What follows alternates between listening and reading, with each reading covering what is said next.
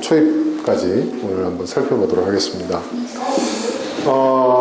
여러분, 이슬람 문명은 그 7세기에 네, 7세기에 이제 이슬람 문명이 이 중동 지역에 태동하게 됩니다. 이 이슬람이라는 이 말의 본래 의미는 순종이라는 뜻이에요. 순종. 신의 뜻에 순종한다는 겁니다. 신의 뜻에 순종한다. 네. 7세기 초에 무함마드에게 천사가 나타나서 신의 뜻을 계시합니다. 그리고 이 무함마드가 이제 그 신의 계시를 받고 천사로부터 신의 뜻을 계시받고 이제 그 본인이 계시받은 그 신의 뜻에 순종해야 한다는 이제 포교 활동을 해요. 그 당시에 그 중동 지역도 상당히 무법천지였다라고 얘기할 수 있는 그런 상황이었어요. 사실은 유목민들에 의해서 많은 전쟁이 있었고 또 그 땅에 살고 있는 많은 사람들이 그 끊이지 않는 전쟁의 고통을 받고 있는 힘을 가진 사람이 힘없는 자를 지배하는 그런 지역이었어요. 이제 그런데 이 무함마드가 신의 계시를 받고 이제 포교를 합니다. 그게 뭐냐면 평화예요. 평화. 네, 평화인데 더 이상 힘 있는 사람이 약한 사람을 압제해서는 안 된다. 그리고 모든 것은 신 앞에 부끄러움이 없는. 그러니까 정의를 얘기했고 평화를 얘기했고 그리고 정치에 대해서도 윤리적인 정치.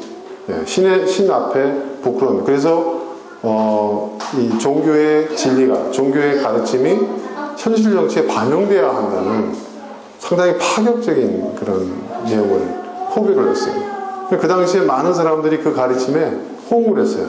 대신에 지배계층은 싫어했겠죠. 그렇지 않습니까? 자기 마음대로 해야 되는데 이제 자기 마음대로 하면 안 된다는 거예요. 신의 뜻대로 해야 된다는 거죠. 네. 정직해야 되고 윤리적이어야 되고 도덕 정치를 펼쳐야 된다. 그래서 초기에는요 엄청난 박해를 받습니다. 다 죽임을 당하고 이루 말할 수 없는 엄청난 박해를 받지만 아주 단기간에 아라비아 전체가 다 이슬람화됩니다. 네. 그리고 이제 이슬람 이제 문명이 하나의 어떤 국가적인 어떤 제국적인 면면을 갖추면서 이 아라비아 전체, 중동 전체에 이제 이슬람 제국이 형성되는데 632년으로부터 한 30년 동안 이제 정통 칼리파 시대. 이 칼리파가 뭐냐면 이 무함마드의 제자, 그러니까 예수님의 사도였습니까? 사도. 그래서 이제 교회사를 보면 예수님 이후에 사도의 시대가 있고, 그리고 그 사도의 제자인 교부의 시대가 있었어요. 교회의 아버지다 해서 교부. 똑같습니다. 이 칼리파가 누구냐면 무함마드의 직계 제자들. 이게 정통 칼리파 시대라고 했어요. 네. 그리고 그 다음에 우마이야 칼리파. 그러니까 이제 여러 그 칼리파들이 있었겠죠. 무함마드의 직계 제자들 가운데. 이 당시에는 이제 그 직계 제자들이 돌아가면서 이제 지배를 했는데, 이제는 우마이야라는 이 그 직계 제자의 계보가 있었어요. 그쪽에서 이제 독점하는 거죠. 네, 독점하는 거고. 그렇게 해서 661년부터 750년까지 지배를 했고요. 그 다음에 이제 똑같은 아바스 계열은 그쪽 칼리파들이 이제 지배를 하는 겁니다. 750년부터 꽤 오래 했죠. 네, 500년 넘게. 1258년도까지. 예. 아무튼 이때 이 이슬람이 짧은 시기에 중동 전체를 이슬람화하면서 엄청난 세력을 이렇게 확대시켜 나가는 그런 상황이었어요. 그러니까 지금 이 시기가 거의 지금 서로마가 멸망한, 그죠? 멸망한 시점과 거의 유사하고요. 이제 이 아바스 칼리파 국가 시대 때, 이때 이제 11세기니까 십자군 원정이 시작된 게 이 즈음에 이제 말하자면 그 십자군 전쟁이 이제 시작이 됩니다. 그리고 이 정통 칼리파 시대 때 이미 그러니까 그 예루살렘은 로마의 세력이 로마의 지배력이 약화되어 있었고 이 로마를 이 예루살렘을 실질적으로 통제하고 예루살렘을 보호하고 있었던 그 세력은 이슬람이었어요. 그래서 십자군 전쟁이 일어나기 이전 거의 4세기 전 거의 연수로 따지면 거의 500년 조금 안 되는 그 기간 동안 예루살렘은 이슬람의 통제 아래에 있었어요. 이슬람의 지배 아래에 있었어요. 그러니까 로마가 멸망하고 서유로마가 멸망하고 서유럽 지역의 여러 국가들이 형성되기 훨씬 이전부터 이미 이슬람은 예루살렘의 영토였던 거예요. 무슨 말인지 아시겠죠? 네. 그러니까 뭐 예루살렘을 우리가 되찾으러 간다 뭐 이런 거 얘기를 하잖아요. 그 명분 중에 하나잖아요. 십자군. 그 말도 안 되는 명분이라는 거죠. 그러니까 우리로 따지면 조선시대에 이미 그죠? 400~500년 전이면 조선 왕기 초기지 아닙니까? 예. 그렇게 수세기를 거슬러 올라가는 그 세월 전에 이미 예루살렘은 이슬람의 땅이었다는 거죠. 그러니까 뭐 성지를 회복하러 간다. 이건 말도 안 되는 명분이라는 얘기입니다. 예. 자, 다음 화면부터 해주세요. 자, 그런데 이슬람에 대한 오해가 있어요. 지금도 우리에게 오해가 있는데 그 당시 이슬람이 엄청난 짧은 기간에 한 1, 2세기 만에 사실은 여러분 그 동로마 제국을 제외한 대부분의 이 지중해 연안을 다 이슬람이 지배를 합니다. 그러니까 이슬람이 그렇게 엄청난 세력을 확대하고 영토를 넓히고 다 이슬람화 되니까 우리가 생각하기엔 이슬람 사람들이 우리가 흔히 알고 있는 코란이냐 칼이냐 그죠? 예, 그런 그들의 어떤 종교적 호전성 그런 포교 활동을 통해서 다 이슬람 제국으로 다 복속시킨 거 아니냐라고 생각하는데 그렇지 않다는 거예요. 한 손에는 코란, 한 손에는 다른 손에는 칼이라는 이 얘기는 사실은 십자군 원정의 정당성을 만들기 위해서 11세기에 서유럽 사람들이 만들어낸 루머입니다. 루머예요. 코란의 경전에 보면 뭐라고 나와 있냐면 신앙의 문제에 강요란 있을 수 없다 이렇게 돼 있어요. 코란에 무함마드의 무함마드가 천사로부터 신의 계시를 받은 그 계시의 내용 중에 굉장히 중요한 내용이에요. 이게 무슨 얘기냐면 종교의 문제를 가지고 사람을 핍박하거나 박해하지 말아라 그런 내용이 나와요. 모든 종교를 존중하라. 이게 코란의 가르침이에요. 네. 그런데 지금 우리가 생각하고 이상하다. 우리 지금 그 이슬람 극단주의자들은 이교도들에 대해서 그렇지 않아요, 여러분. 그것도 미국인들이 서양 사람들이 조장한 거고요, 사실은요. 그리고 실제로 그런 극단주의가 있어요. IS라든지 있죠. 근데 그들은 사실은 그들이 그렇게 된 데에는 역사적 배경이 있어요. 기독교에 대한 정말 그 십수세기에 걸친 1000년 이상에 걸친 그러한 증오심이 있어요. 그 증오가 싹트게 된 것이 계기가 사실은 십자군 원정이에요. 십자군 원정. 11세기에 이 십자군 원정대가 이 이슬람 제국, 이슬람 문명권에서 어마어마한 범죄를 저지르거든요. 제가 나중에 사실 이제 구체적으로 말씀을 드릴게요. 어마어마한 먹을 게 없으니까요 어린아이들 잡아먹었어요. 실제로 그랬습니다. 그리고 교황은 그게 죄가 아니라고 했어요. 네. 왜? 성전을 치르고 있으니까. 예루살렘 그 성지를 회복하기 위한 성전을 치르고 있기 때문에 이 성전에서 이교도들을 향해서 자행되는 그 어떤 짓도 범죄가 아니다. 이렇게 얘기를 합니다. 기독교의 가치관과 기독교의 교훈이 유효한 것은 기독교 국가라는 그 범위 안에서만 유효하고 그 밖에서는 무슨 짓을 해도 된다라는 게 이제 그 당시에 클레르몽 공의회에서 교황이 공표한 신의 평화의 내용 중에 하나예요.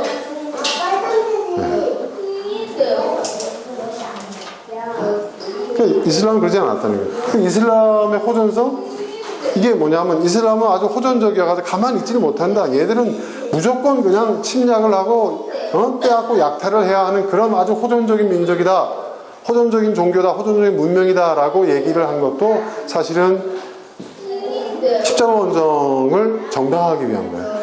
왜냐하면 그렇기 때문에 그들은 영토를 확장시켰고 결국 우리 땅을 차지하고 우리한테 공격해올 것이다. 에스파냐가 무너진 걸 봐라. 그러면서 우리가 먼저 치지 않으면 우리가 당한다. 이들을 응징해야 된다. 이들은 아주 호전적인 사람들이다. 그래서 그들이 날조한 최초의 문명 충돌. 여러분, 문명 충돌이라는 것이 서구인들이 만들어낸 거예요. 이게 뭔지 아세요? 문명 충돌이라는 것이, 문명과 문명은 필연적으로 충돌할 수밖에 없다. 종교와 종교, 이념과 이념. 그렇기 때문에 우리가 먼저 쳐야 된다. 우리가 그 충돌에서 이기려면 어떻게 된다? 우리가 그들을 제압해야 된다. 네. 지금도 서구의 사회에서는 문명 충동설을 얘기하잖아요. 그러면서 그들이 갖고 있는 자본주의적인 어떤 그런 그 시장 경제 체제, 그 이념의 우월성, 이런 것들에 대한 정당성을 부여하잖아요. 그리고 이런, 특히 미국에서는 그 전쟁에 대한 정당성을 문명 충동설에서 그 근거를 찾아요. 그리고 더 우월한 문명이 덜 우월한 문명을 지배하는 것은 필연이다. 사실은 그게 진화론적인, 적자생존 진화론적인 우생학적인 어떤 그런 논리인데, 여러분, 문명이라는 것은, 문명이 뭐예요? 문명화된 사회에서는요, 여러분 어떻습니까? 불필요한 충돌 안 하잖아요. 모든 것을 합리적으로, 이성적으로, 논리적으로, 윤리적으로 해결하잖아요. 그게 문명이에요. 만약에 그게 통하지 않나 문명이 아니라는 거죠. 문명 충돌이라는 건 성립될 수가 없는데 이걸 날조한 거예요. 이슬람을 공격하기 위한, 십자가 원정을 보내기 위한 정당성을, 이게 끌레르몬 공의에서 처음 얘기가 돼요. 그러니까 11세기에 서구의 서구인들이 이 아시아를 침략하는 정당성을 부여하기 위해서 만들어 놓은 것이 지금까지도 지금 내려오고 있는 거예요. 자, 그러나 실제로는 어떤 일들이 벌어졌느냐. 자, 이엔 번즈라고 하는 서양 문명사를 저술한 서양의 대표적인 역사학자죠. 뭐라고 얘기하냐. 그 사람 책에 나와 있어요. 아랍인들은 그 당시 이슬람 제국이 확대되는, 이슬람 제국이 거대한 제국을 형성하거든요. 로마의 거의 대부분의 영토를 콘스탄티노플을 하고 서유럽 지역을 제외하고는 다 이슬람이 차지하게 돼요. 근데 어떤 일들이 벌어졌냐. 아랍인들은 개종을 강요하지 않았어요. 게다가 세금도 더 적게 거두었어요. 세금도. 게다가 법으로 다스렸어요.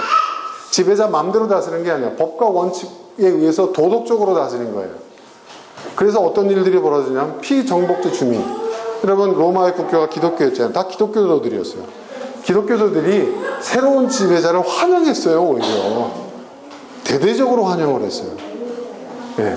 심지어 시리아에, 우리가 안디옥 교회, 그 시리아에 있는 거잖아요. 안디오커스. 시리아에, 여기는 아주 대표적인 기독교 지역이었어요. 그 당시에. 시리아의 한 기독교 저술가는 원수를 갚아주시는 하나님께서 아랍인을 도구로 사용하시어 로마인의 손아귀에서 우리를 구원해 주셨다고 말할 정도였다.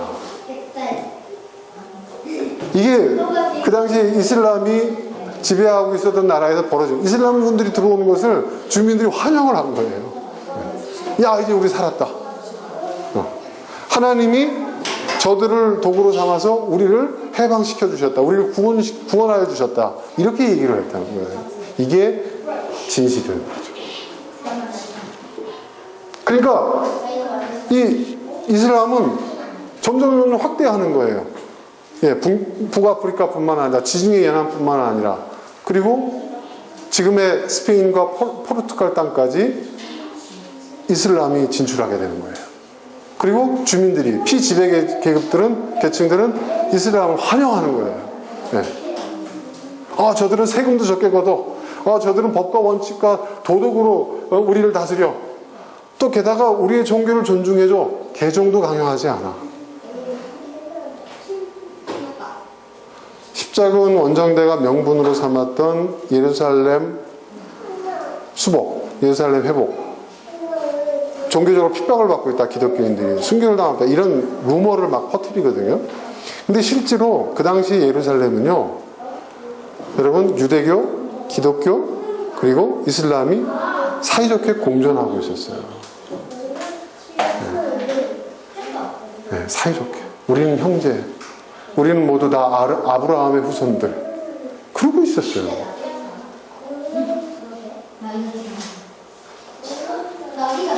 그러니까 이슬람이 여러분 훨씬 더 우월한 문명이었고 훨씬 더 도덕적이고 또 법과 원칙에 의해서 국가를 운영하는 그런 문명이었다는 거죠. 그러니까 이런 문명이 사람들로부터 피지배계층으로부터 환호를 받는 거예요. 그러니까 이슬람이 확 퍼지는 거예요. 지금도 마찬가지입니다, 여러분. 2차 대전 이후에 이슬람이 전 세계적으로 지금 전 세계 인구의 3분의 1이 이슬람을 믿어요, 여러분. 이거 어마어마합니다. 그런데 그 대부분이 어떤 국가인 줄 아세요? 제국주의의 식민 지배를 받았던 나라들 대부분이 다 이슬람으로 전환합니다. 왜? 기독교 국가로부터 여러분 제국주의 침탈을 받았거든요. 네. 그리고 1차 대전 거쳐 2차 대전. 그리고 독일도 마찬가지예요. 여러분 독일도 기독교 국가잖아요. 아시죠, 여러분?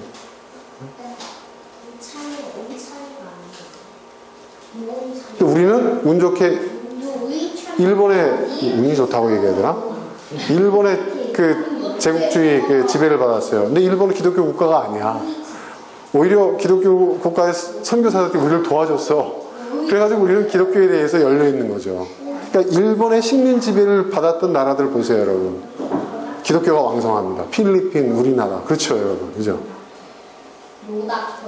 근데 독일의 식민 지배를 받았던 나라들이 있어요. 또 유럽의 식민 지배를 받았던 나라. 예를 들어서 대표적인 나라 네덜란드의 식민 지배를 350년 동안 받았던 인도네시아. 네덜란드가 2차 대전 끝나고 나서 민족 자결주의에 의해서 인도네시아 독립하자마자 다시는 예수쟁이들 이 땅에 오지 못하도록 전혀 그 땅에 상관도 없는데 원래는 힌두교 국가였는데 이슬람으로 다 개종한 거예요. 이슬람. 기독교하고 상극이 어디지? 이슬람이란다. 자, 이슬람 믿을래. 집단 개종이 이루어지는 거예요. 그런 식으로 이슬람이 퍼진 거예요, 여러분. 동남아시아, 프랑스 식민 지배, 그 네덜란드의 식민 지배, 영국의 식민 지배를 받은 나라들이 다 그렇게 된 거예요, 여러분. 그거 아세요? 이게 정말 비극이에요. 그러니까 기독교가 이슬람의 오늘날 20세기, 21세기의 이슬람 부흥의 가장 강력한 원인이 거기에 있는 거예요. 거기. 근데 우리는 아직도 십자군 원정 때, 그러니까 미국이나 서력 국가들이 그 제국 그 어떤 그 자본주의 제국을 꿈꾸고 있는 나라들, 그들이 조장하고 있는 그러한 그 중동에 대한 이슬람에 대한 그 잘못된 편견, 그들이 주장하는 바에 우리는 그냥 동화하고 있는 거예요. 그래서 마치 11세기에 있었던 십자군 원정의 상황과 동일하다는 거죠. 여기서 우리는 서구 문명이 어떤 문명인가 잘 봐야 돼요. 기독교 국가, 진실, 선한 나라, 도덕성과 윤리성을 확보한 그 이면에 있는 것들을 봐야 된다는 거죠. 다음. 자, 보세요, 여러분. 처음에는 이렇게. 네. 네. 메디아, 메카. 여기를 중심으로 해서 처음에는 요 정도. 아라비아 반도 한 절반 정도를 이슬람이 확대가 됐는데 나중에 어떻게 됩니까? 예? 북아프리카, 이집트, 북아프리카, 아르메니아까지, 그리고 이란, 아프가니스탄까지, 예? 이슬람이 퍼져요. 그리고 나중에 어떻게 됩니까? 모로코를 통해서 여러분 스페인과 포르투갈까지. 그러니까 그 당시에 이게 그 프랑크 왕국이었잖아요. 지금의 프랑스 땅. 그 코미까지. 지금 보세요, 여러분. 서유럽 국가하고 여러분 여기 비잔틴 동로마 제국을 제외한 지중해 연안과 유럽의 일부 남부, 그리고 이 중동 지역 전체를 이 중앙아시아 지역까지 이슬람이 확대가 되는 거예요. 어마어마한 거죠. 로마의 영토 그 이상을 서유럽을 제외하고 나머지를 다 이슬람 제국이 된 거예요. 그러니까 이슬람이 이렇게 확대되고 있는 거예요. 그러니까 이슬람은 이 서유럽에 있는 사람들 입장에서 보면 엄청난 위협이었고, 그렇죠? 그리고 자신들의 체제를 흔드는 공산주의였어요. 그렇죠? 그렇지 않아요? 그러니까 봉건제도에 의해서 농민들은 거의 노예였어요. 그래서 농노라고 얘기했잖아요. 법과 원칙이 어디 있어요? 지는 멋대로 했어요. 그렇죠? 심지어는 무슨 뭐죠 여러분? 영화 그 뭐죠? 브레이브하트에서 나온 것처럼 영주들이 처야권까지도 획득해가지고 신혼부부의 첫날 밤을 영주하고 먼저 보내야 되는 것이, 이게 정상적이에요? 이게 기독교 국가예요? 여러분? 이런 짓들을 했어요. 네? 그러니까 수많은 민중봉기들이 일어나고 그걸 잔인하게 진압하고, 네. 그 진압하는 앞장서는 게 기사들이 한 거예요. 기사들이. 그래서 제가 지난 시간에 말씀드렸죠. 기사도라는 것이 뭐라고요? 통제가 안 되니까 사회적 위험인물이야. 이거 완전 조직폭력배와 다를 바 없는 것들이니까 그 사회, 심지어는 그 지배계층들도 골치 아프니까 니네 나한테 자기를 받으려면, 기사로서 인정받으려면 이 규칙을 지켜라고 그들에게 강요되고 그들에게 요구된 조건이었던 거예요. 기사들이 신사 기사도 해가지고 한 게 아니라는 거예요. 그런 못된 범죄 집단이었다는 거예요. 그런 나라인데 와, 신의 뜻대로 정치를 해요. 네? 약자를 보호하고 세금도 로마 시대의 수준의 절반도 안 돼. 실제로 그랬어요. 절반도 안 돼. 법과 원칙에 의해서 다스려. 지배계층들의 입장에서 보면요, 아주 위험한 사상과 종교예요. 이해되시죠, 여러분? 지금 우리나라 보수주의자들이 공산주의, 사회주의에 대해서 그렇게 얘기하듯이, 이들의 피지배계층들 입장에서 보면요, 이슬람이 싹 다 쓸어버렸으면 좋겠다, 이런 얘기가 나오는 거예요. 그런 위기감이 있었던 겁니다. 그렇죠? 그러니까 이 서유럽이 이슬람에 대해서 얼마나 큰 두려움과 위기감을 가졌을 것인가, 우리가 상상이 되죠, 여러분? 그죠? 바로 유럽 남부, 서유럽 남부까지 진출한 상태예요. 네. 프랑코 왕국, 지금 프랑스 땅이 국경을 맞대고 있는 거예요. 지금 이들하고. 그리고 이 동로마 제국이 이 진출을 지금 막고 있는 거예요. 그런데 지금 이제 아르메니아, 좀 지나면 이제 나중에 불가리아까지 해서 폴란드 국경선 있는 데까지 이슬람이 막 이제 진출을 한 거예요. 다음은. 자, 그래서 이제 아까 그 지도를 보면 이제 이슬람은 하나의 국가가 아니라 대제국이 된 거예요, 여러분. 이슬람 제국이 형성이 됩니다.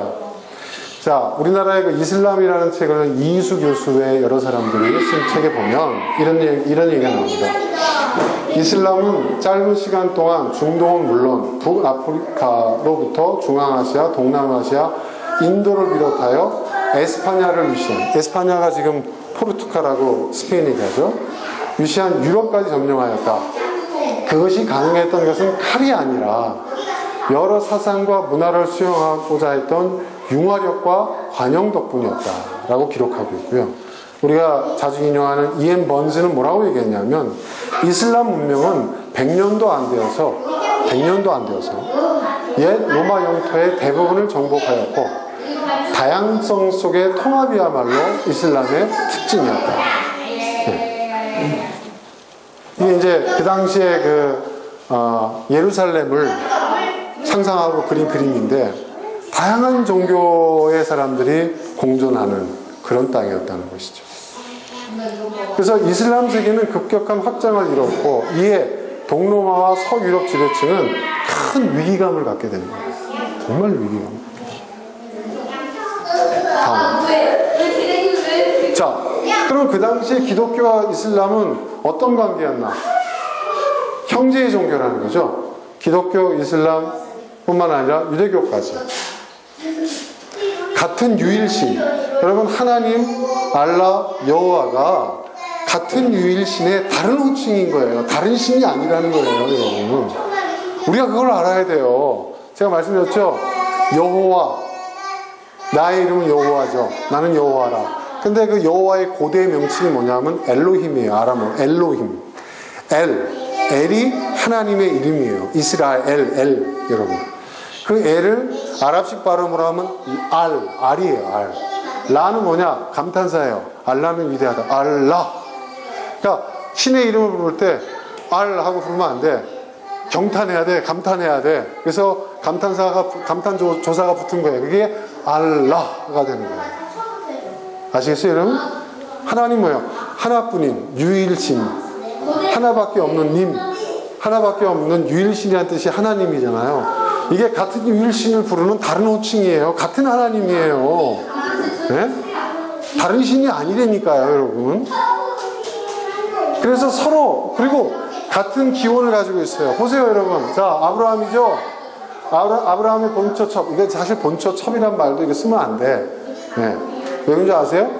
여러분, 그 당시에 유목민들에게는요, 본처와 첩이라는 개념이 없어요. 부인이 15명이면 다 부인이에요. 다 본처예요, 여러분.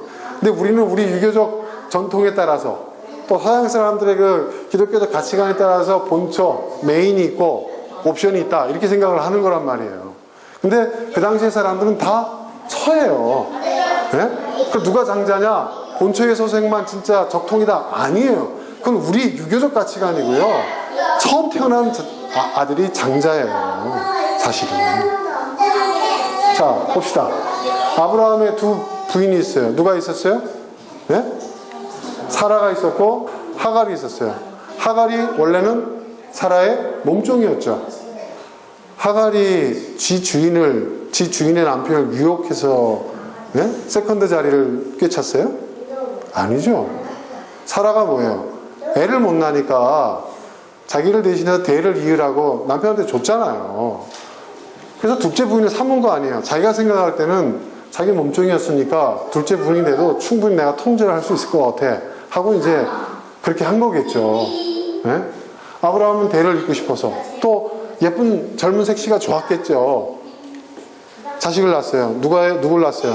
이스마엘을 낳은 거예요. 이스마엘. 그런데 어떻게 해요? 덜커덕 이삭이 생겼어요. 그죠?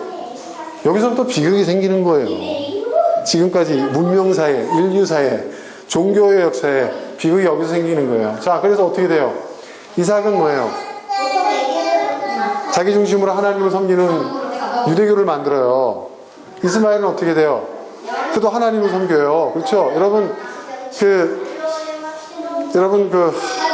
메카에 가면은 이상한 검은 상자가 이렇게 건물이 씌워져 있는 상자 있고 그 주위를 돌잖아요. 거기에 뭐가 들어가는 줄 아세요, 여러분? 하갈의 샘물이 있어요. 하갈의 샘물이 뭔지 아시죠, 여러분?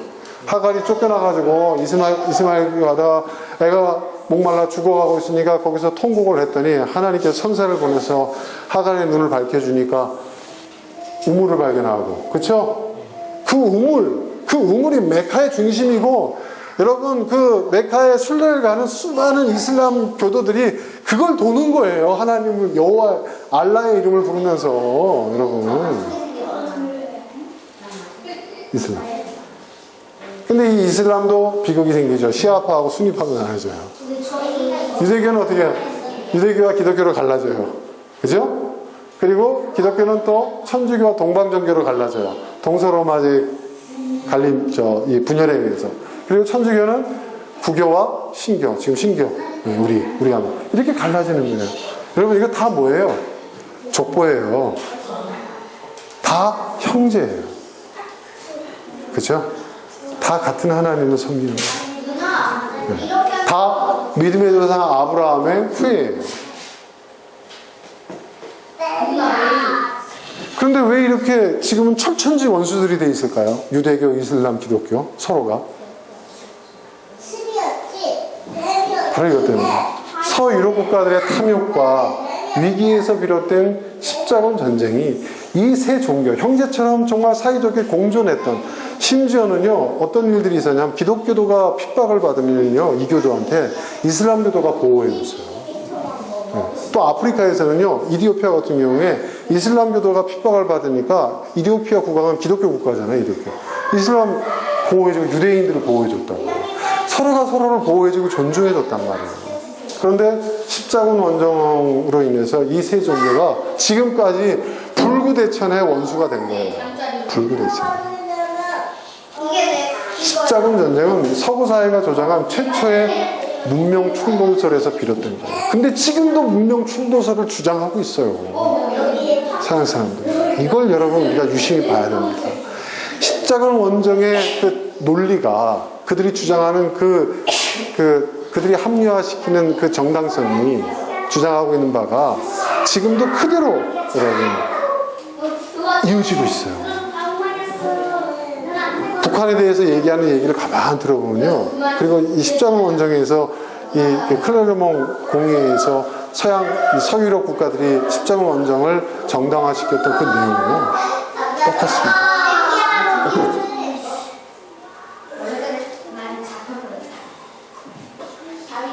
처음에 십자군들이 1차 십자군은 아주 그냥 그 군중 십자군이라서 오합지졸들이 갔어요. 그러니까 뭐 대패를 하죠. 전멸당합니다. 근데 그걸 빌미로 해서 2차 십자군 원정할 때는요, 진짜 서유럽의 정예군들, 진짜 이 기사들, 싸움 잘하고 전쟁의 전문가들이, 용병들이 왕창 몰려간 거예요. 그러니까 이슬람은 기가 막힌 거죠. 아니, 너희들 도대체 왜 그래? 이렇게 얘기를 하는 거예요. 난 너희들이랑 꼭 전쟁해야 되겠어? 그랬더니 뭐라고 얘기하는 줄 아세요? 야, 너희들이 앞으로 잠재적으로 우리한테 큰 군사적 위협이 될 것 같아. 너희들은 우리의 문명 사회를 위협하는 암적 존재야. 이대로는 못 물러나. 그럼 우리가 어떻게 하면 전쟁을 안 할 수 있어? 예루살렘 내줘. 그러니까 예루살렘 내줘요. 그래, 니네 마음대로 하고 예루살렘을 이슬람 내준다니까요, 그냥. 그런데도 안 가. 그리고 지인들끼리 싸워가지고 막, 또 무슨 여러 왕국을 세워요. 막 안디옥 왕국이니 뭐니 막 세워. 그리고 막 중동 지역에서 막 약탈짓을 하니까 도대체 니들 왜 그래? 그랬더니 뭐라고 얘기하는지 아세요? 너희들이 무장 해제를 하면 더 이상 전쟁하지 않을게. 말이 됩니까, 여러분? 너희들이 갖고 있는 모든 무기를 다 버려. 무장을 해제하면 우리가 전쟁 안 할게. 너희들하고 평화 협정을 맺을게. 얘기합니다. 어디서 많이 듣던 얘기 아닙니까, 여러분? 그죠? 네. 뭐더라? 나도 공성양품 만들어요. 저기 어떻게 만들어요? 왜냐하면요, 그 당시에 십자군 전쟁에서 가장 무서웠던 게 뭐냐면, 여러분 반월도라고 아십니까? 중동의 반월도. 그게요, 얼마나 날카롭고 튼튼한 이 검인지. 이 기사들은 여러분 중무장을 하잖아요. 갑옷을 다 입잖아요. 근데 그때 당시에는 이 철제 기술, 합금 기술이 약하기 때문에 그 무딘 그 유럽에서 쓴 무식한 칼 같은 거나 뭐 이런 것들은 막을 수가 있는데, 방패로. 근데 이 아랍의 반월도는 너무 날카로운 거예요. 너무 예리한 거예요. 그래서 그 비단을 던져가지고 그 칼 위에다 올려놓으면은 비단이 그냥 잘릴 정도로 그렇게, 지금도 못 만든다고 하잖아요. 근데 그 당시에 그 이슬람군들이 그런 무기들이 있었거든요. 그게 말하자면은 십자군들한테는 가장 두려웠던 무기예요. 그 반월도를 폐기하라고 얘기합니다. 그러니까 그게 그 당시에 뭐예요? 핵무기였던 거야. 핵무장하지 마. 전쟁터에 반월도 차고 나오지 마. 이게 말이 됩니까, 여러분? 싸워서 이기려고 나가는데 가장 센 무기를 들고 나가죠. 그죠? 그건 위법이야. 왜? 칼싸움 하는데 자기네 칼이 뚝뚝 잘리거든요. 네. 그러니까 그게 반칙이라고 해요. 페어플레이가 아니라고. 그 칼 들고 전쟁하지 말라고. 그게 그 시대의 십자군 원정 때 핵무기였어요. 맞아. 그거 폐기하면 물러내줄게. 네, 그걸 믿겠습니까? 그걸 믿을 바보가 있겠습니까? 그런데 지금도 똑같은 얘기를 하고 있어요. 네, 지금 똑같은 얘기들을. 네. 달라진 게 없다니까요, 여러분. 제가 지금 북한 편 드는 거 아닙니다. 네. 이게 기가 막힌 얘기예요. 이렇게 형제였는데, 사이좋게 지내는데, 큰 집, 작은 집, 네? 그렇게 가깝게 지냈는데, 십자군 원정 때부터 이 세 종교가 불구대천의 원수가 돼요. 이 십자군 전쟁은요, 여러분, 인류사에 기독교가 저지른 가장 큰 범죄예요. 가장 큰 범죄. 무려 3세기에 걸쳐서 전쟁을 치릅니다. 네. 한 번도 이슬람이 공격한 적이 없어요. 한 번도.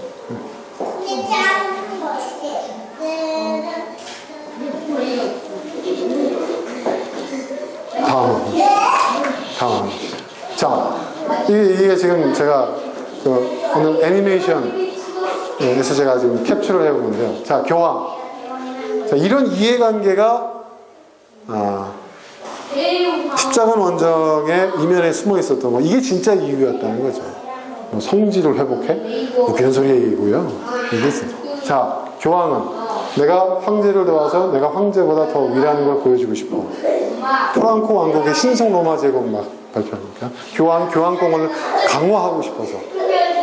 그 다음에 왕과 영주들은 동쪽으로 나아가 더 넓은 땅을 손에 넣어야겠고, 네, 더 넓은 땅. 기사들 용병이거든요. 전쟁을 통해 용기를 뽐내고 부와 명예를 얻어야지. 상인들 원정을 통해서 물건을 많이 팔고 있겠군. 이렇게 생각합니다. 농민들, 농모죠. 희망이 없어요. 농사짓는 노예에 불과해요. 공건 사회에서는. 힘든 농사일에서 벗어날 수 있는 절호의기, 그리고 식문을 상승할 수 있는 절호의기. 이러한 유럽 사회의 각 계층의 이해관계가 맞아떨어졌던 거예요. 이게 십자군 원정의 직접적인 이유였다는 거죠. 근데 이런 것 때문에 우리가 전쟁하겠습니다 라고 얘기할 수 없잖아요. 명분이 필요하잖아요. 그 명분을 만듭니다. 다음은 이게 바로 끌레르몽. 이 끌레르몽은 그 프랑스에 있는 도시입니다. 지금도 있습니다. 끌레르몽 공의회. 1095년에 끌레르몽 공의회를 열어요. 자, 여기서 이제 두 가지 안건이 있습니다. 십자군 원정과 신의 평화 운동이라는, 신의 평화를 선포하는 이 두 가지 안건이 있었는데요. 첫 번째 십자군 원정은 아까 말씀드린 그러한 이유에 의해서 붕괴해 가던 서유럽 사회체제를 살리기 위한 특단의 조치였던 거예요. 특단의 조치. 그리고 신의 평화 운동은요, 처음에는 명분은 약자들을 보호하기 위한 것이라고 얘기를 했지만, 무슨 얘기냐면 이 봉건 제도가, 여러분, 이게 문제가 정말 많은 사회제도예요. 그렇죠, 여러분? 네. 이거는 로마하고는 비교도 안 되는, 그러니까 이 말도 안 되는 사회 이 체제에 대한 불만들이 많아가지고요, 곳곳에서 반란이 일어나고 폭력 사태가 일어나고, 여러분 우리가 영화로 봤던 브레이브 하트도 다 그 얘기예요. 다 그런 일들이 유럽 전체, 영국뿐만 아니라 서유럽 전체에 끊이지 않는 거예요. 그래가지고 실제로 많은 귀족들도 죽고요, 영주들도 살해를 당해요. 그러니까 결국 뭐냐, 평화를 선포한 거예요. 지금 기독교 국가에서 뭐 하는 짓들이냐 이거죠. 여기는 우리는 기독교 국가다. 응? 서유럽은 기독교가 국교다. 하나님의 나라다. 하나님을 믿는 사람들의 국가에서 이게 무슨 짓을 하고 있느냐. 모든 폭력 행위를 중단해라. 그리고 이 사회 계급 질서는 하나님이 정하신 거다. 그러니까 사회 체제, 그 계층적 사회 질서에 도전하는 것은 뭐예요? 하나님의 뜻에 도전하는 거다. 모든 형태의 폭력 금지, 모든 형태의 혁명과 반란 금지. 그게 신의 평화입니다. 그게 결국은 지배계급의 기득권을 보호하기 위한 거거든요. 그리고 무조건 교회 말에 들어. 교회가 모든 사회적 갈등의 중재자야. 교회 말을 듣지 않으면은 구원 못 받아. 교회에서 구원권을 박탈할 수도 있어. 파문시킬 수도 있어. 교회에서 쫓아낼 거야. 그러한 교권 강화의 시발점도 이 끌레르몽 공의회였다는 거죠. 자, 여기서 이제 이 끌레르몽 공의회에서 어떤 결과가 나오느냐. 기독교와 반기독교. 그러니까 기독교 국가와 기독교 국가가 아닌 곳들을 기독교와 반기독교, 그것을 선과 악의 세계관을 조장하기 시작하는 거예요. 보세요. 예수님과 사단이 팔씨름하는 거예요. 이러한 세계관, 선악의 세계관. 기독교 국가 대 반기독교 국가. 그리스도교와 적그리스도교의 대결. 이런 식으로 세계관을 갖는 거예요. 이러한 세계관이 지금도 교회에 있죠. 그렇죠, 여러분? 네. 그 시작이 여기였던 거예요. 그 이전에는 이런 세계관이 없었어요. 그리고 여기서부터 종교적, 인종적, 문화적 증오감을 극대화하는 거예요. 자, 비기독교인들, 저 적그리스도, 저 얼굴 까만 애들, 누런 애들, 그리고 문화적, 쟤들은 손으로 밥을 먹는데 미개한 것들. 반이슬람, 반유대, 인종차별, 종교적 배타주의가 여기서 시작됩니다. 그래서 십자가 원정이 중요한 거예요, 여러분. 십자가 원정을 보면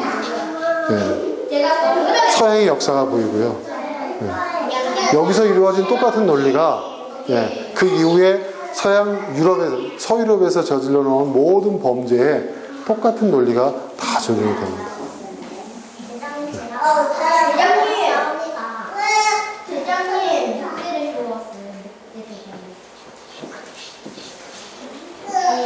다음 화면. 자, 이제 십자군 원정이 출발합니다. 1차 십자군 원정에 대해서는 제가 이제 이후로 몇 주에 걸쳐 자세하게, 여기 보면은요, 참 놀라운 일들이 많이 일어납니다. 상상도 할 수 없는 일들이 일어납니다. 여러분이 정말 저런 일들이 있었을까? 그런 일들이 일어납니다. 자, 1095년 11월, 아까 말한 그 끄레르몽 공회가 몇 개월간에 걸쳐서 이루어지는 거예요. 유럽 각처에서 다 사람들이 몰려오기 때문에 몇 개월간에 걸치는데, 이제 11월쯤에 이제 결말을 맺는데, 그때 교황 우르바누스 2세가 십자군 원전을 성전이라고 하면서 공표를 합니다. 그리고 그것을 1년 동안 준비를 해서 1096년 10월에 원정대가 출발한다라고 공표를 해요. 그리고 준비를 하자 이렇게 얘기를 합니다. 그런데 1096년 10월이 아닌 봄이 딱 오자마자 이미 유럽 각지에서 아까 얘기했죠. 그런 이해관계들이 막 들끓어 올라서 군중 십자군이 일어나요. 그때까지 기다리지 못하고, 야, 가자. 이건 완전 오합지졸입니다. 말이 좋아 군중이지. 하여튼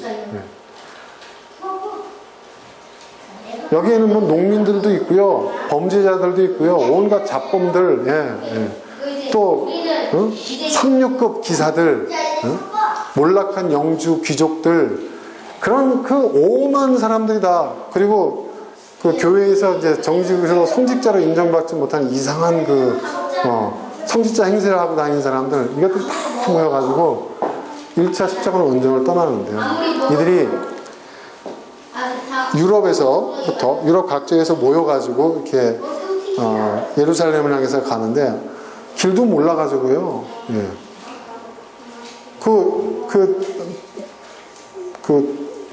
한 일주일 이제 오슬렁오슬렁 걸어가다가 웬 도시가 나타나니까 저게 예루살렘이다 누가 앞에서 외치니까 가서 그냥 막 죽이고 약탈을 해요. 봤더니 동유럽에 있는 어떤 도시야.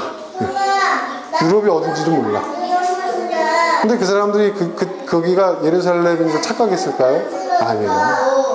그렇게 우기고 약탈하는 거예요. 왜? 없으니까. 보급도 없고 식량도 없고 하니까 약탈짓을 하는 거예요.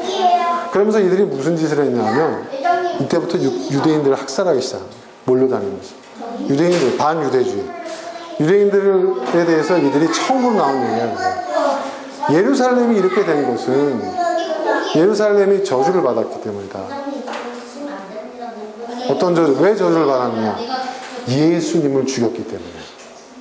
예수님을 유대인에게 넘긴, 예수님을 정죄하고 예수님을 핍박하고 죽인 사람들이 누구냐? 유대인들이다. 그죠? 우리가 예루살렘 성지를 회복하기에 앞서 유럽 땅에 살고 있는 유대인들을, 예수를 죽인 이 민족들을 처단해야 된다.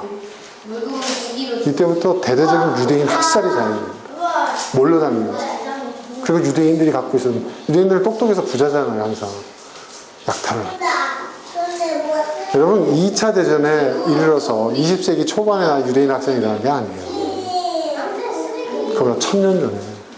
이미 거의 1000년 전에. 유대인 학생이 자행돼요. 십자군.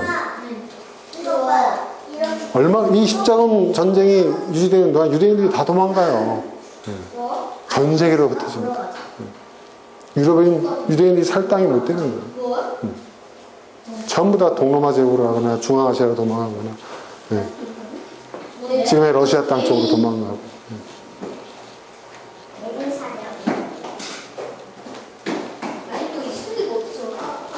특히 여러분, 이 1차 십자군 원정에서 요 인물을 주목해야 됩니다. 이게 지금 그 비잔티움 그 궁전에 있는 이 벽화인데요. 이 성직자잖아요. 그죠? 성직자. 이 군중 십자군을 일으키는 사람이에요. 이 사람이 은둔자, 피에르라는 사람이에요. 피에르. 프랑스 사람인데요. 이제 이 사람에 대한 얘기를 제가 다음 시간에 얘기를 할 겁니다. 이게 진짜 재밌는 사람이에요. 이 사람이요. 시대의 사기꾼? 아니면 시대의 몽상가?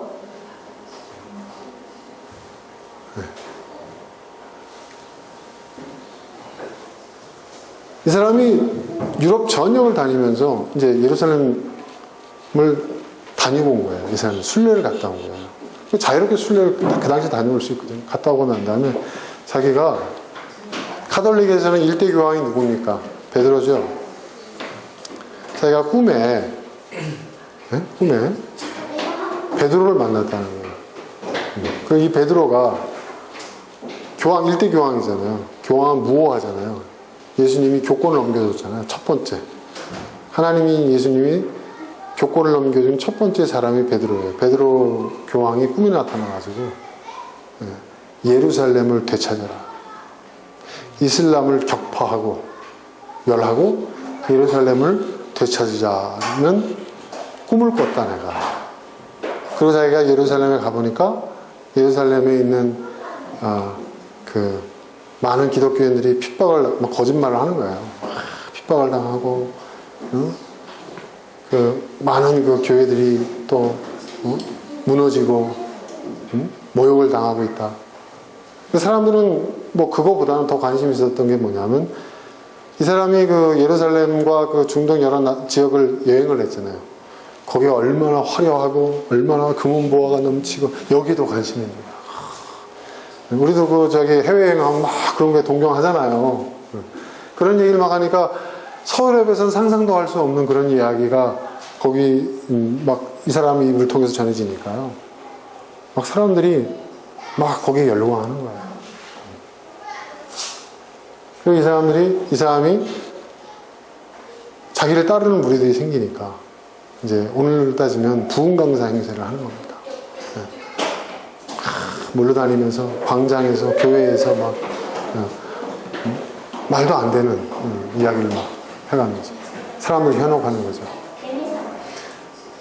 그러니까 근데 이 사람이 전하는 그 메시지가 사람들한테는 굉장한 그 말하자면은 어떤 환상, 유럽에 대한 이 이슬람에 대한 예루살렘에 대한 동경을 갖게 만든 거예요.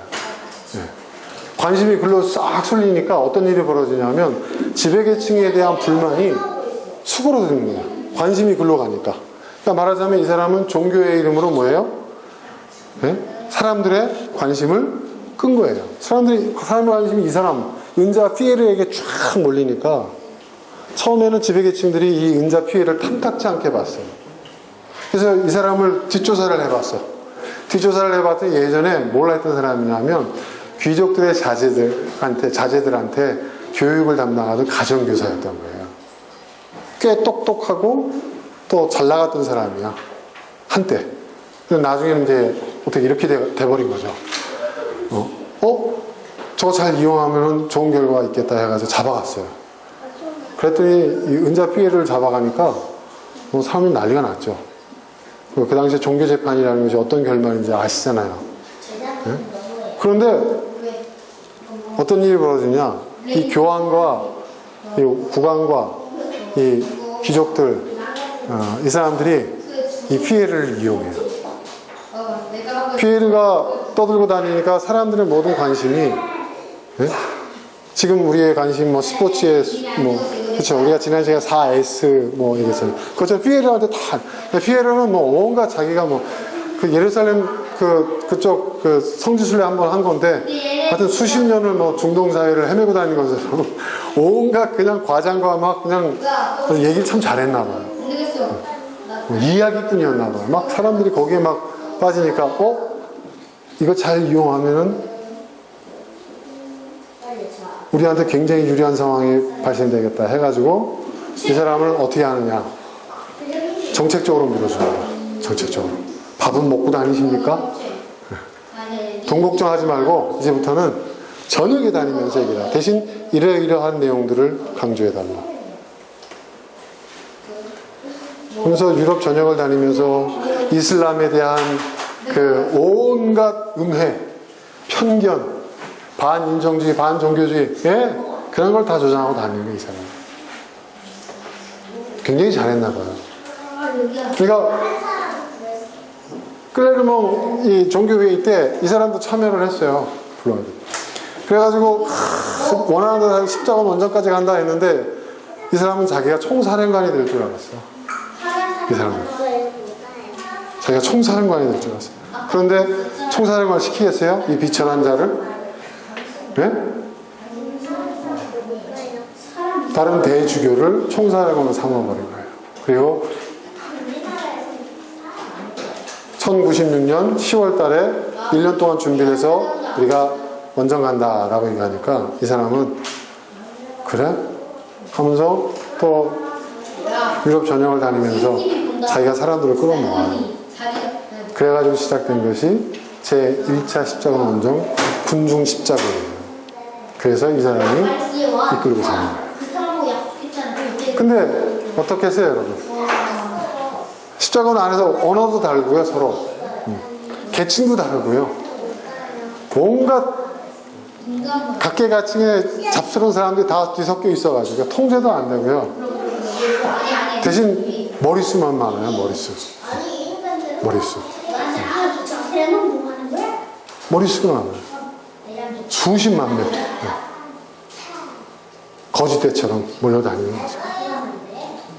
그래서 전쟁에서 이겨요. 몇 번 이겨요. 싸움에서. 이기는 것도 뭐냐면 수만 명이 죽고 이기는 거예요. 인해전술의 원조입니다. 인해전술의 원조. 하지만 오합지졸은 오합지졸. 어떻게 됩니까? 나중에 얼마 되지 않아서 원정을 떠난 지 6개월도 안 돼서 술탄 킬리치 아르슬란의 반격에 의해서 군중 십자군이 전멸을 합니다.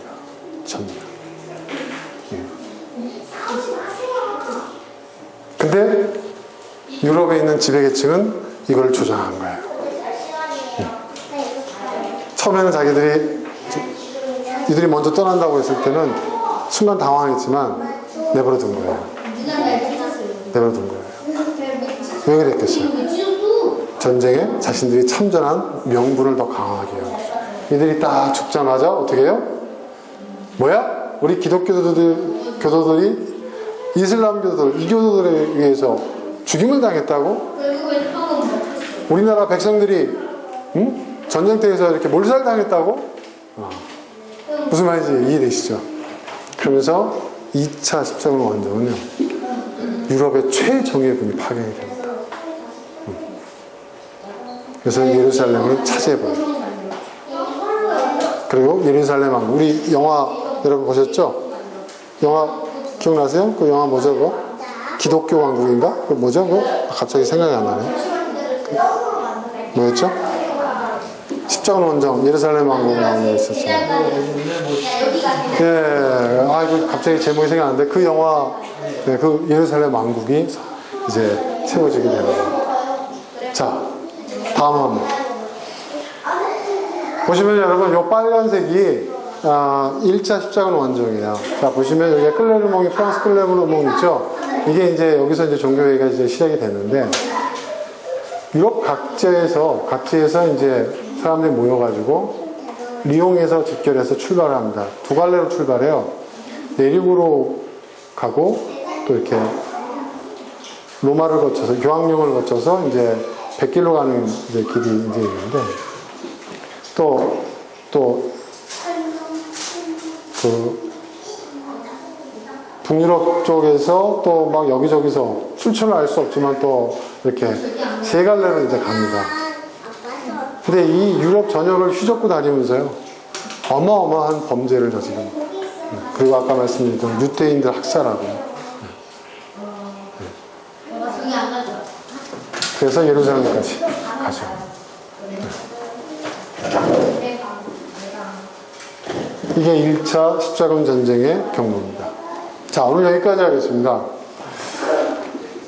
여러분, 인류사의 가장 비극적인 전쟁은요, 다 종교의 이름으로 벌어졌습니다. 종교가 인류사에 끼치는 영향도 분명히 크지만 인류사에 가장 큰 불행을 끼친 것도 종교입니다. 특별히 저는 이 십자군 전쟁이야말로 기독교가 인류사에 저질러놓은 가장 큰 범죄라고 생각합니다. 그리고 십자군 전쟁의 그 역사적 배경, 십자군 전쟁이 발발하게 된 그러한 상황들, 또 그 전쟁을 정당해 나가는 유럽 사회에서의 어떤 그런 논리들, 이러한 것이 서구 유럽의 본질, 서양의 본질, 그들의 문명의 그 본질을 보여주고 있다고 저는 생각합니다. 그리고 그 논리가 그 외양과 방식만 달리하고 지금도 그대로 계속되고 있다는 것입니다. 자, 이러한 상황에서 우리는 어떻게 살아야 할 것인가? 근데 여러분, 이슬람이 지켜냅니까? 지켜내지 못합니까? 결국 지켜내죠. 이슬람이 어떻게 지켜냈는가? 그걸 봐야 돼요. 이슬람은 서구 문명에 압도당하지 않았어요, 그 당시. 근데 지금은 어떻습니까? 지금은 어떻게 되죠?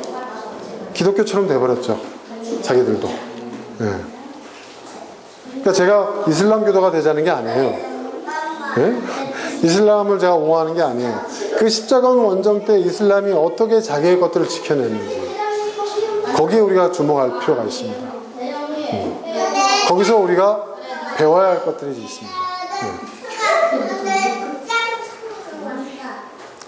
예전에 그 걸프전 터졌을 때 부시가 뭐라고 얘기했죠? 네? 이슬람 그죠? 이라크 자유작전이라고 그랬어요. 바그다드 자유작전. 십자군 원정 떠날 때 십자군들이 뭐라고 얘기했는지 아세요?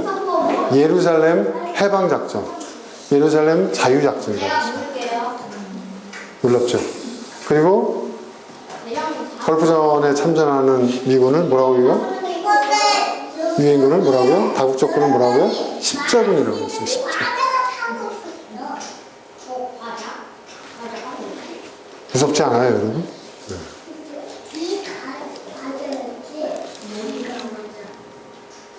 역사는 반복됩니다. 우리가 역사를 알아야 될 이유가 여기에 있습니다. 자, 오늘 여기까지 하겠습니다. 오늘 나눈 내용들을 한번 생각하면서 여러분 기도하십시오. 하나님, 우리가 살고 있는 이 세상, 우리 기독교가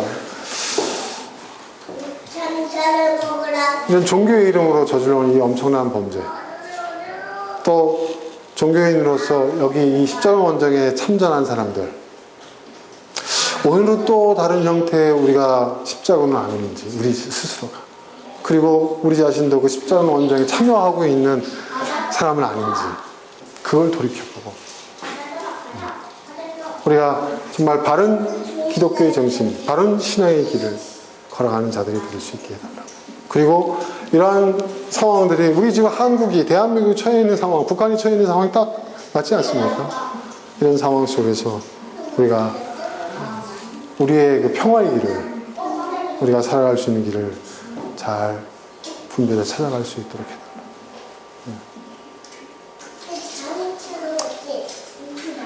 지금 우리 함께 간절한 마음으로 기도하겠습니다.